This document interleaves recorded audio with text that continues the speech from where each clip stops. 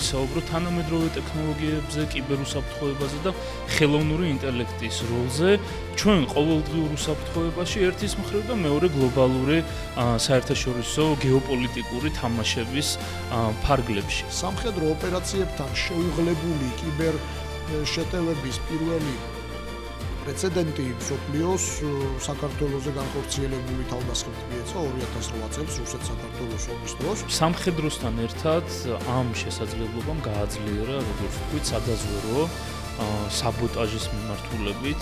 წლების მანძილზე მიმდინარეობდა საქართველოს სისტემაში კიბერჯაშუშობის ძალიან ესეთი კამპანია.